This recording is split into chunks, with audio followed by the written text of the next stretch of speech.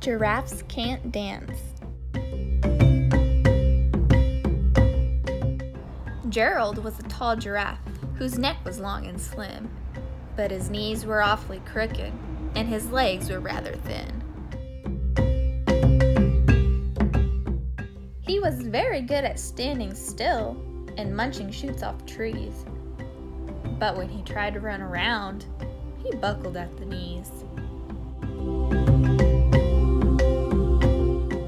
Now, every year in Africa, they hold the jungle dance, where every single animal turns up to skip and prance. And this year, when the day arrived, poor Gerald felt so sad, because when it came to dancing, he was really very bad.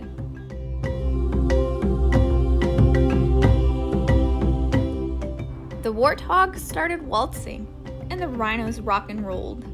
The lions danced a tango that was elegant and bold. The chimps all did a cha-cha with a very Latin feel, and 8 baboons then teamed up for a splendid Scottish reel. Gerald swallowed bravely as he walked towards the floor, but the lions saw him coming, and they soon began to roar. "Hey, look at clumsy Gerald!" the animals all sneered. "Giraffes can't dance, you silly fool! Oh, Gerald, you're so weird!" Gerald simply froze up. He was rooted to the spot. "They're right," he thought. "I'm useless. Oh, I feel like such a clot." So he crept off from the dance floor and he started walking home.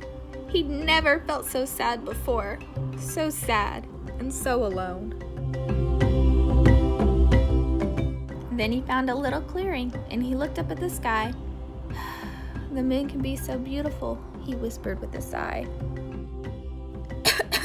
"Excuse me," coughed a cricket who'd seen Gerald earlier on, "but sometimes when you're different, you just need a different song."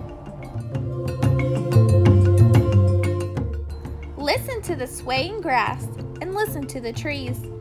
To me, the sweetest music is those branches in the breeze. So imagine that the lovely moon is playing just for you.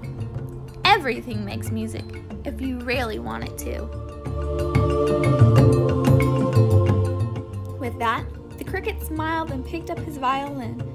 Then Gerald felt his body do the most amazing thing.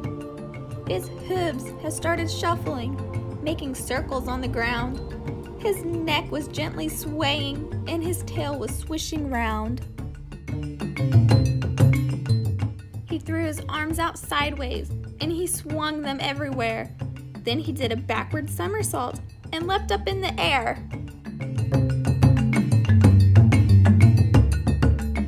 Gerald felt so wonderful. His mouth was open wide.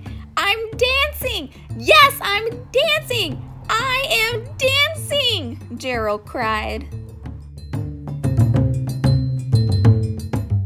Then, one by one, each animal who'd been there at the dance arrived while Gerald boogied on and watched him, quite entranced. They shouted, "It's a miracle! We must be in a dream! Gerald's the best dancer that we've ever seen!"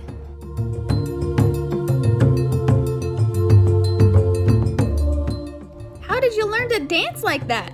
Please, Gerald, tell us how." But Gerald simply twirled around and finished with a bow. Then he raised his head and looked up at the moon and stars above. "We all can dance," he said, "when we find music that we love."